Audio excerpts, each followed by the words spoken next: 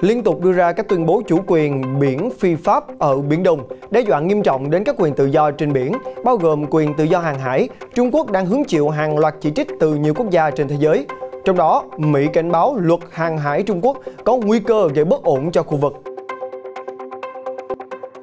Sau cuộc gặp mặt trực tiếp vào tháng 8, mối quan hệ giữa Taliban và Trung Quốc có vẻ ngày càng thân thiết hơn. Mới đây, lực lượng Hồi giáo này đã thề không cho bất cứ ai sử dụng lãnh thổ của Afghanistan xâm phạm lợi ích của Trung Quốc. Tuy đã tuyên bố chiến thắng, nhưng Taliban quyết tiêu diệt thành trì Panjshir đến cùng. Tại Nhật, truyền thông nước này vừa đồng loạt đưa tin Thủ tướng Yoshihide Suga chuẩn bị từ chức. Các thông tin đáng chú ý khác, Nga sẽ bắt đầu vận chuyển hàng hóa thường xuyên hơn qua tuyến đường biển Bắc. Lần đầu đứng chung sân khấu lãnh đạo của 4 chính đảng tại Canada tranh cãi gay gắt. Chủ tịch Trung Quốc Tập Cận Bình cam kết sẽ lập sàn chứng khoán SME tại Bắc Kinh. Jordan chìm sâu trong khủng hoảng nước sạch. Và đây là FBNC Thế giới hôm nay. Chào quý vị đang cùng theo dõi FBNC Thế giới hôm nay. Mở đầu sẽ là một thông tin liên quan đến các yêu sách ngang ngược của Trung Quốc tại Biển Đông. Trong một cuộc họp báo trực tuyến mới đây, thì Phó Đô đốc Tuần duyên Mỹ, ông Michael McAllister đã lên tiếng cảnh báo nguy cơ bất ổn nếu Trung Quốc thực thi quy định yêu cầu tàu nước ngoài khai báo ở Biển Đông. Ông cho rằng những quy định mà Trung Quốc đưa ra hoàn toàn đi ngược lại với những thỏa thuận và thông lệ quốc tế.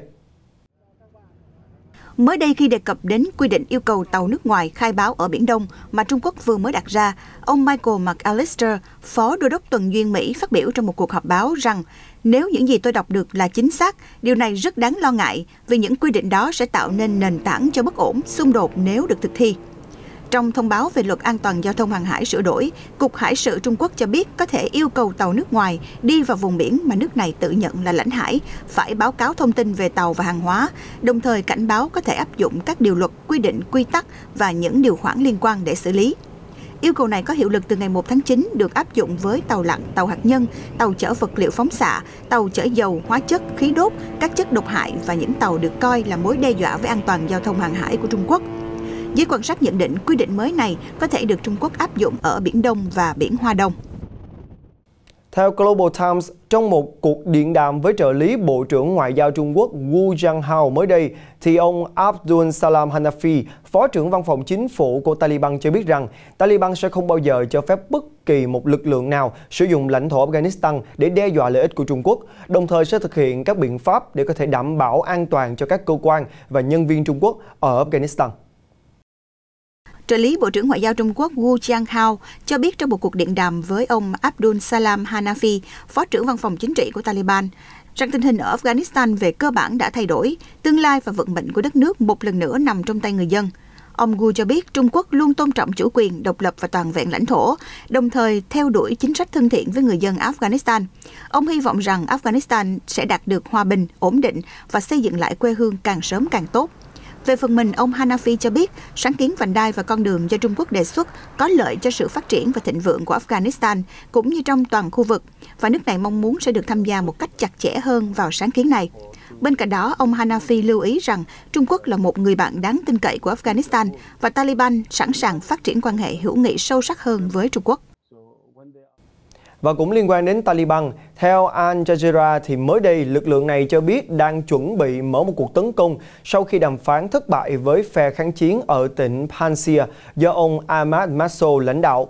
Phe kháng chiến trước đó đã khẳng định họ sẽ tiếp tục chiến đấu với Taliban. Theo Al Jazeera, phát ngôn viên Taliban ông Zabihullah Mujahid đã đề nghị cho phe kháng chiến nắm giữ 1 hoặc 2 ghế trong chính phủ mới sắp thành lập, nhưng bị từ chối. Sau đó, Taliban đã vào tỉnh Panjshir và kiểm soát một số khu vực. Đối phương bị tổn thất nặng nề. Trong khi đó, ông Mohammed Naim, một phát ngôn viên khác của Taliban, nói với đài Sputnik rằng phong trào này sẽ không chiếm tỉnh Panjshir bằng vũ lực, đồng thời bác bỏ báo cáo của các phương tiện truyền thông rằng các nhà lãnh đạo của phe kháng chiến tuyên bố đàm phán thất bại và Taliban đang lên kế hoạch tiến vào tỉnh Panjshir. Mặt trận kháng chiến quốc gia Afghanistan do ông Ahmed Massoud dẫn đầu cho biết họ đang kiểm soát tất cả lối vào và hành lang đi qua thung lũng Panjshir, cũng như đẩy lùi nỗ lực chiếm huyện Sotur. Panjshir là tỉnh nằm ở phía đông bắc thủ đô Kabul, hiện là nơi duy nhất của Afghanistan chưa rơi vào tay Taliban. Phe kháng chiến do Ahmad Massoud lãnh đạo cam kết ngừng chiến đấu chống lại Taliban nếu phong trào này cho tất cả công dân quyền tự do và bình đẳng.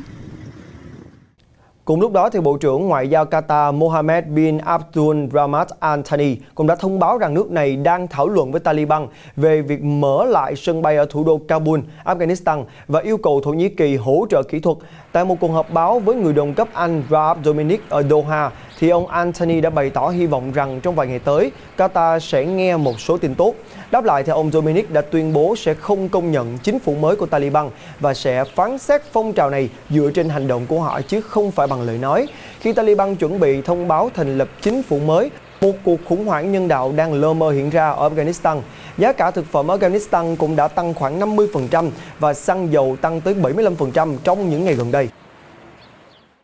Và thưa quý vị, cũng liên quan đến Afghanistan, thì theo thông báo của Bộ Ngoại giao Mỹ vào ngày 2 tháng 9, Ngoại trưởng Antony Blinken đã có các cuộc điện đàm với những người đồng cấp của Đức, Tây Ban Nha, Ý và Saudi Arabia về những diễn biến tại Afghanistan. Trong các cuộc điện đàm, thì Ngoại trưởng Blinken đã bày tỏ cảm ơn các nước này đã hỗ trợ công tác sơ tán các lực lượng Mỹ và đồng minh ra khỏi Afghanistan. Người phát ngôn Bộ Ngoại giao Mỹ Ned Price nêu rõ, Ngoại trưởng Antony đã thảo luận với người đồng cấp Italy Luigi Di Maio các kế hoạch can dự trên phương diện ngoại giao, an ninh và nhân đạo Afghanistan. Còn trong cuộc điện đàm với Ngoại trưởng Đức Heiko Maas, hai bên đã đề cập cách thức tăng cường an toàn và an ninh tại Afghanistan sau khi tổ chức Hiệp ước Bắc Đại Tây Dương NATO rút quân. Bên cạnh đó, ông Blinken cũng đã trao đổi với người đồng cấp Saudi Arabia Faisal bin Farhan Al về tình hình tại Afghanistan và các vấn đề khu vực khác. Hai bên chia sẻ mối quan ngại về cuộc tấn công mới nhất của lực lượng Houthi nhằm vào thành phố Abha của Saudi Arabia, khiến ít nhất 8 dân thường bị thương. Ngoại trưởng Blinken khẳng định cam kết mạnh mẽ của Mỹ đối với quan hệ đối tác chiến lược lâu dài với Saudi Arabia, cũng như giúp quốc gia này bảo vệ người dân và lãnh thổ của mình. Cùng ngày, thư ký báo chí Nhà Trắng Jen Psaki cho biết chính quyền của Tổng thống Mỹ Joe Biden không xem xét nới lỏng trừng phạt đối với Taliban sau khi lực lượng này lên nắm quyền ở Afghanistan. Xin được chuyển sang các tin tức đáng chú ý khác. Vào ngày 3 tháng 9 vừa qua, truyền thông nhà nước đưa tin nhà lãnh đạo Triều Tiên Kim Jong-un đã chủ trì một cuộc họp Bộ Chính trị để thảo luận các vấn đề quan trọng như các biện pháp chống dịch Covid-19 trên toàn quốc và sản xuất nông nghiệp. Theo hãng thông tấn Trung ương Triều Tiên KCNA, trong phiên họp mở rộng của Bộ Chính trị Đảng Lao động Triều Tiên hôm 2 tháng 9, nhà lãnh đạo Kim Jong-un cũng đã thảo luận các vấn đề, các biện pháp nhằm thúc đẩy triệt để sản xuất hàng tiêu dùng và thực hiện chính sách quản lý đất đai. Ông Kim nhấn mạnh rằng thắt chặt phòng chống dịch là một nhiệm vụ tối quan trọng, đồng thời cảnh báo các quan chức không nên lơ là dù chỉ một khoảnh khắc trong tình hình hiện nay. Và cũng trong ngày 3 tháng 9, thì truyền thông Nhật Bản đồng loạt đưa tin Thủ tướng Yoshihide Suga dự kiến từ chức vào đầu tháng này và ông cũng sẽ không tham gia vào cuộc đua bầu lãnh đạo của Đảng Dân Chủ Tự Do LDP cầm quyền. Theo hãng tin Kyodo News, nhà lãnh đạo Nhật Bản dự định từ chức trong bối cảnh ông bị chỉ trích vì phản ứng đối với đại dịch Covid-19. Ông Yoshihide Suga trở thành Thủ tướng Nhật Bản sau khi người tiền nhiệm Shinzo Abe từ chức vào tháng 9 năm ngoái với lý do sức khỏe yếu. Uy tín của ông bị sụt giảm thời gian gần đây đã dẫn đến lo ngại rằng đảng LDP sẽ thua trong cuộc đua tại Hạ viện nếu không thay một thủ tướng khác. Vừa qua, tại một diễn đàn kinh tế ở Vladivostok, miền viễn đông của Nga, Tổng thống Vladimir Putin cho biết rằng nước này sẽ bắt đầu vận chuyển hàng hóa thường xuyên hơn qua tuyến đường biển Bắc NSR. NSR chạy từ biển Barents gần biên giới Nga với Na Uy đến eo biển Bering giữa Siberia và Alaska. Nga đang đầu tư vào một cơ sở hạ tầng để có thể phát triển tuyến đường này, với mong muốn biến nó trở thành một tuyến vận tải biển chính khi Bắc Cực đang ngày càng ấm lên với tốc độ nhanh hơn so với phần còn lại của thế giới. Và cũng tại Nga, khi phát biểu bên lề diễn đàn kinh tế phương Đông, người phát ngôn Điện Kremlin ông Dmitry Peskov ngày 2 tháng 9 khẳng định rằng Tổng thống Vladimir Putin không có thời gian để duy trì bất cứ một tài khoản mạng xã hội nào và cũng không đồng ý để bất cứ ai quản lý các tài khoản của ông. Trước đó, vào ngày 30 tháng 8, trả lời câu hỏi vì sao ông Putin không muốn lập tài khoản mạng xã hội, ông Peskov giải thích rằng ông ấy không cần đến. Điều đó không đem lại cho ông ấy những thứ tốt hơn những gì đang có hiện nay. Khi được hỏi làm bằng cách nào ông Putin biết được những gì đang thảo luận trên mạng xã hội, người phát ngôn Điện Kremlin cho biết rằng ông Putin sẽ biết thông qua họ hàng, người thân. Bên cạnh đó, văn phòng Tổng thống cũng đã chuẩn bị các nội dung tóm tắt và báo cáo cho ông Putin biết những chủ đề chính đang được thảo luận nhiều nhất. Sáng 3 tháng 9 vừa qua, thì các nhà lãnh đạo của 4 chính đảng tại Canada đã lần đầu tiên đứng chung trên sân khấu của TVA, một đài truyền hình lớn của tỉnh Quebec, trong một cuộc tranh luận bằng tiếng Pháp kéo dài 2 giờ đồng hồ. Trong cuộc tranh luận này, thì ngoài Thủ tướng Trudeau và ông Erin O'Toole, thì còn có nhà lãnh đạo của khối Quebec, ông Yves Francois-Blanchet và nhà lãnh đạo đảng Dân Chủ mới NDP, Jacques Messai. Tại cuộc tranh luận trên sân khấu của TVA, một đài truyền hình lớn của tỉnh Quebec, Canada, cả 4 nhà lãnh đạo đều cạnh tranh quyết liệt để thu hút phiếu bầu ở nơi mà rất có thể sẽ quyết định ai là thủ tướng tiếp theo của Canada. Theo khảo sát tập đoàn truyền thông CBC, đương kim thủ tướng Justin Trudeau và đảng Tự do hiện vẫn dẫn trước các đảng khác ở tỉnh Quebec, tuy nhiên biên độ đã có sự thu hẹp. Nửa đầu cuộc tranh luận là những vấn đề liên quan đến đại dịch Covid-19. Thủ tướng Trudeau khẳng định mình là một nhà vô địch về vaccine khi ông đã đảm bảo đủ lượng vaccine để tiêm chủng đầy đủ cho người dân và sẽ tiếp tục đẩy mạnh chính sách tiêm chủng bắt buộc đối với công chức liên bang và hành khách di chuyển bằng đường hàng không, tàu hỏa liên tỉnh, xe buýt và du thuyền. Cũng tại cuộc tranh luận này, ông Trudeau đã phải đối mặt với những chỉ trích gay gắt về quyết định tổ chức một cuộc bầu cử trong giai đoạn đại dịch bùng phát.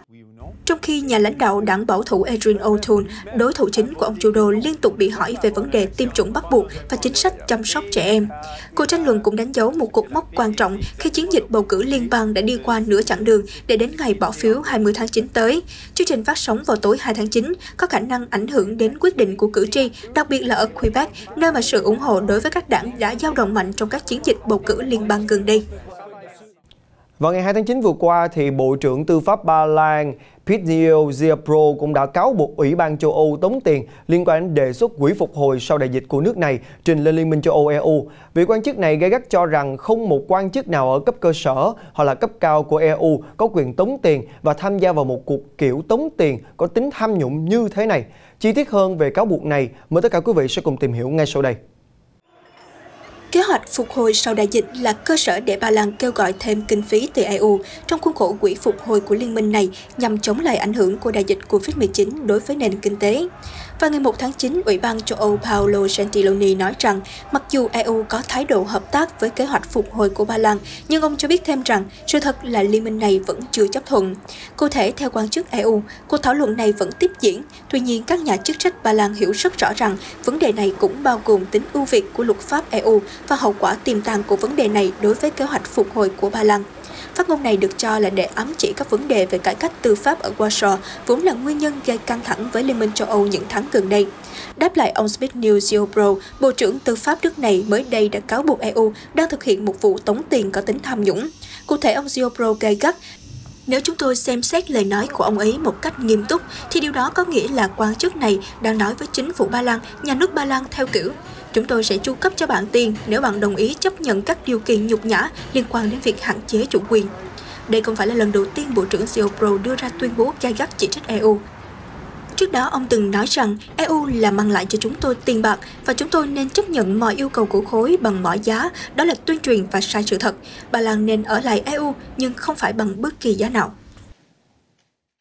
Một thông tin về kinh tế, thưa quý vị, vừa qua trong bài phát biểu qua video gửi tới Hội nghị Thượng đỉnh Thương mại Dịch vụ Toàn cầu tại Hội chợ Quốc tế Thương mại Dịch vụ 2021, Chủ tịch Trung Quốc Tập Cận Bình đã cam kết sẽ lập sàn chứng khoán tại thủ đô Bắc Kinh. Theo đó, Bắc Kinh sẽ làm trung tâm chứng khoán thứ 3 tại Trung Quốc đại lục, sau ở Thượng Hải và Thâm Quyến. Ông Tập khẳng định rằng sẽ xây dựng sàn chứng khoán tại Bắc Kinh thành cơ sở chính dành cho các doanh nghiệp vừa và nhỏ năng động. Ông Tập nhấn mạnh, chính phủ nước này sẽ tiếp tục hỗ trợ các doanh nghiệp vừa và nhỏ đổi mới và phát triển, trong đó lập các vùng điển hình quốc gia về thương mại số nhằm thúc đẩy phát triển sáng tạo trong lĩnh vực thương mại dịch vụ. Ông khẳng định chính phủ Trung Quốc ủng hộ Bắc Kinh và các địa phương thí điểm việc điều chỉnh các quy định địa phương phù hợp với các tiêu chuẩn cao trong các thỏa thuận thương mại tự do FTA quốc tế.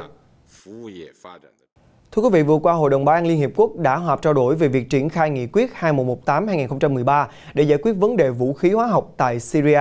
Theo đó, thì đại diện cao cấp về các vấn đề giải trừ quân bị của tổ chức này, bà Izumi Nakamitsu, thông tin cập nhật tình hình trên cơ sở báo cáo tháng lần thứ 95 của Tổng Giám đốc Tổ chức Cấm Vũ khí Hóa học OPCW. Bất chấp ảnh hưởng của Covid-19, Ban thư ký OPCW và chính quyền Syria hiện đang tập trung xử lý một số vấn đề tồn đọng liên quan đến khai báo ban đầu của Syria theo yêu cầu của Công ước Cấm Vũ khí Hóa học CWC. Sau một thời gian không có tiến triển, hai bên đang thu xếp nối lại tham vấn kỹ thuật lần thứ 25, dự kiến vào tháng 10 sắp tới. Bên cạnh đó, thì hai bên cũng đang thu xếp cuộc gặp trực tiếp giữa Bộ trưởng Ngoại giao kiêm người đứng đầu cơ quan đầu mối quốc gia trong thực hiện CWC của Syria và Tổng giám đốc OPCW để trao đổi tổng thể việc giải quyết dứt điểm vấn đề vũ khí hóa học tại Syria. Tại cuộc họp, thì các nước ủy viên Hội đồng Bảo an bày tỏ lo ngại về cáo buộc sử dụng vũ khí hóa học của Syria. Các nước nhấn mạnh nhu cầu tăng cường hợp tác giữa chính phủ Syria và OPCW cũng như giữa các thành viên CWC nhằm giải quyết vấn đề vũ khí hóa học tại quốc gia Trung Đông này. Và cũng tại Trung Quốc, thì mới đây tập đoàn Alibaba đã vừa tuyên bố sẽ dành 15,5 tỷ đô la Mỹ nhằm thúc đẩy cam kết thịnh vượng chung của Chủ tịch Trung Quốc Tập Cận Bình đã đưa ra với mục tiêu phân phối lại của cải ở quốc gia này. Hồi tháng trước, trong cuộc họp do Chủ tịch Tập Cận Bình chủ trì, các nhà lãnh đạo cấp cao Trung Quốc đã tuyên bố rằng sẽ điều chỉnh các thu nhập quá mức, ngăn chặn thu nhập bất hợp pháp, đồng thời thúc giục những cá nhân, doanh nghiệp giàu trả lại xã hội vì mục tiêu thịnh vượng chung. Nhằm đáp lại lời kêu gọi này, gã khổng lồ thương mại điện tử Alibaba mới đây đã cam kết đầu tư con số kỷ lục 15,5 tỷ đô la Mỹ sẽ được giải ngân trước năm 2025. Theo đó, số tiền Alibaba đóng góp được sử dụng để hỗ trợ các doanh nghiệp vừa và nhỏ, thúc đẩy phát triển vùng nông thôn, cũng như cải thiện phúc lợi cho những người lao động như nhân viên giao hàng, tài xế. Bên cạnh đó, Alibaba sẽ trích từ số tiền trên để thành lập quỹ phát triển thịnh vượng chung. Theo giới phân tích, việc Alibaba quyết định chi một khoản tiền lớn như vậy là do tập đoàn này hiện đang đối mặt với nhiều áp lực pháp lý và chỉ trích. Mối quan hệ giữa Alibaba và các nhà chính trị đã bị đặt vào tầm ngắm của cơ quan chức năng sau khi bí thư thành ủy Hàng Châu Chu Giang Dũng bị điều tra vào cuối tháng 8 vừa qua. Trong khi đó, nhà phát hành game online lớn nhất thế giới Tencent cũng đưa ra lời cam kết đóng góp 7,7 tỷ đô la Mỹ cho mục tiêu thịnh vượng chung. Một số công ty công nghệ khác như Pinduoduo và Meituan cho biết sẽ đầu tư một số tiền nhiều hơn cho xã hội. Chuyển sang một thông tin đáng chú ý về môi trường. Thưa quý vị, Jordan, một quốc gia ở Trung Đông, hiện đang ngày càng chìm sâu trong khủng hoảng nước sạch khi mà nhu cầu sử dụng nước ngày càng gia tăng. Nhưng hầu hết các khu vực tại Jordan lại phải hứng chịu các hậu quả của biến đổi khí hậu. Tại một giếng ngầm tư nhân ở thủ đô Amman, Jordan, người đàn ông tên Imad Suleiman đã phải đợi hàng giờ đồng hồ để có thể bơm nước lấp đầy những thùng chứa trên xe tải của mình. Với lượng nước này, ông sẽ bán cho những khách hàng trên khắp thành phố 4 triệu dân. Có lẽ công việc đối với ông Suleiman trở nên cực nhọc hơn rất nhiều khi mà lượng khách đang ngày càng tăng lên. Năm nay, nhu cầu sử dụng nước tăng 70% so với năm ngoái và đến 80% so với 2 năm trước, chủ yếu là đến từ những người sinh sống trong các khu dân cư đông đúc do nguồn cung cấp trong khu vực liên tục bị gián đoạn. Ông Suleiman cho biết sự gia tăng mạnh trên là hệ quả của nhiều vấn đề như biến đổi khí hậu, gia tăng dân số, tham nhũng và nước máy tại Amman chỉ hoạt động một ngày duy nhất trong một tuần. Theo các chuyên gia, biến đổi khí hậu đã khiến thời tiết ở Trung Đông ngày càng khô hạn, đặc biệt là Jordan, quốc gia có phần lớn diện tích là sa mạc, lại hứng chịu hậu quả nặng nề hơn các nước láng giềng khi mà lượng mưa tại đây không vượt quá 60% mức trung bình. Trong khi đó, dân số Jordan bùng nổ, tăng gấp đôi trong 20 năm trở lại với làn sóng người tị nạn từ Syria đã khiến vấn đề cung cấp nước ở quốc gia Trung Đông trở nên ngày một nguy cấp hơn. Ông Suleiman chia sẻ, nguồn nước của ông chỉ có thể cung cấp cho 1/3 số dân tại thành phố Amman. Không những tác động đến hoạt động sinh hoạt của người dân, khủng hoảng nước sạch cũng đã ảnh hưởng nghiêm trọng tới mùa màng, vốn còn tiêu thụ khoảng 60% nguồn cung cấp. Sự khan hiếm nước đã ảnh hưởng đến chúng tôi không thể trồng cây mùa hè, điều mà chúng tôi hy vọng sẽ có thể thu hoạch được. 5 năm qua, chúng tôi đã làm việc rất chăm chỉ. Bên cạnh đó, các vấn đề về nước tại Jordan ngày càng trầm trọng hơn do nạn tham nhũng và quy hoạch kém, với hơn một nửa lượng nước bơm bị mất do trộm cắp và đường ống bị rò rỉ, bất chấp nguồn viện trợ hàng tỷ đô la Mỹ từ các nhà tài trợ phương Tây đổ vào trong suốt nhiều năm qua. Các dự án bao gồm xây dựng đập, hồ chứa đến nhà máy xử lý nước và một đường ống trị giá 1 tỷ đô la Mỹ vận chuyển nước ngọt từ một hồ chứa lớn ở miền Nam đến thủ đô Amman vẫn chưa đủ xoa dịu được cơn khát nước của người dân Jordan. Các nhà chức trách tin rằng chỉ có những dự án khử mặn khổng lồ như một con kênh từ Biển Đỏ đến Biển Chết vốn được đề xuất từ lâu mới có thể đáp ứng nhu cầu sử dụng nước ngày càng tăng tại Jordan. Giới chức Nigeria mới đây đã cho biết sản lượng cacao của nước này trong vụ mùa tới có thể sẽ bị giảm ít nhất là 12,5% do các tác động của thời tiết xấu kéo dài. Hiện các nhà chức trách đang phối hợp với nông dân địa phương để triển khai các biện pháp nhằm giảm thiểu thiệt hại. Trong một bài phát biểu gần đây, ông Mufutau Apolaringwa, Chủ tịch Hiệp hội ngành cacao Nigeria cảnh cáo về sự sụt giảm đáng kể của sản lượng cacao trong năm nay, dự báo ít nhất là 12,5%. Ông Apolaringwa nhấn mạnh ngành công nghiệp cacao Nigeria đang chịu những ảnh hưởng tiêu cực từ thời tiết cực đoan, gây tác động nghiêm trọng đến vụ mùa chính, cũng như làm tăng khả năng bùng phát dịch bệnh cho cây trồng. Đối mặt trước vấn đề nghiêm trọng trên, quốc gia trồng cacao lớn thứ 5 thế giới đã phải nhanh chóng triển khai nhiều biện pháp để giảm thiểu tối đa thiệt hại, cũng như đáp ứng được nhu cầu ở châu Âu, châu Mỹ và châu Á, vốn đang dần phục hồi trở lại sau đại dịch Covid-19. Phát biểu với hãng tin Reuters, ông Apolaringwa chia sẻ, nông dân hiện đang phun thuốc cho cây trồng nhằm ngăn chặn sự phá hoại đến từ côn trùng. Bên cạnh đó, giới chức địa phương cũng hỗ trợ người làm nông và nhà xuất khẩu trong việc quản lý chất lượng sản phẩm, với mục đích thúc đẩy xuất khẩu cacao của Nigeria. Thông tin vừa rồi cũng đã khép lại chương trình của chúng tôi ngày hôm nay. Cảm ơn quý vị đã quan tâm theo dõi. Quang Huy xin chào và hẹn gặp lại.